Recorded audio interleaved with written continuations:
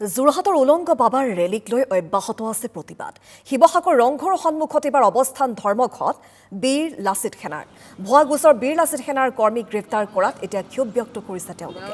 যোৰহাটত বিশেষ সম্প্ৰদায়ৰ লোকে উলংগ বাবাক লৈ ৰেলী বাহিৰ কৰিছিল আৰু তাৰ পাছতে কেনেধৰণৰ বিড়ম্বনা বা কেনেধৰণৰ পৰিৱেশৰ সূচনা হৈছিল আমি সেয়া দেখুৱাইছিলোঁ।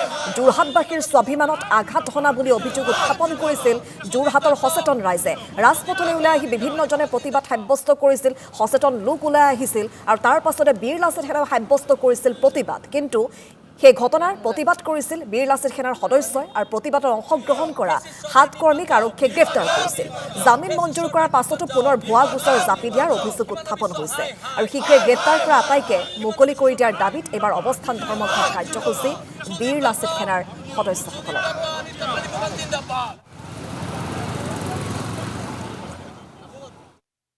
প্ৰথম কথা কোৰ্টে জামিন দিছে। কোৰ্টে জামিন দিয়াৰ পিছত পুৰণা কিবা ধাৰা অব্লিক দি আমাৰ ল'ৰাক লগাই 7জনকৈ ল'ৰাক এতিয়া লতাশিলত এৰেষ্ট কৰি থৈ দিছে।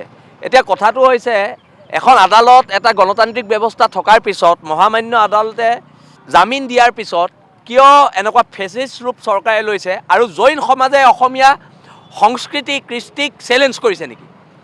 যদি চেলেঞ্জ কৰিছে চেলেঞ্জ একচেপ্ট কৰিছোঁ, কিন্তু কোনোবা নাঙঠ মানুহক আমাৰ বাই ভনীৰ আগত নঙঠাকে ৰাজপথত খোজ কঢ়াব আৰু অসমৰ মানুহে অসমীয়া মানুহে ইয়াৰ খিলঞ্জীয়া মানুহে এইটো সহ্য কৰিব।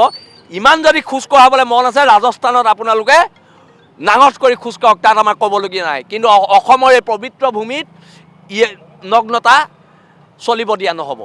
অসমৰ পবিত্ৰ ভূমিত এইবিলাক ভণ্ডামি চলিব দিয়া নহ'ব।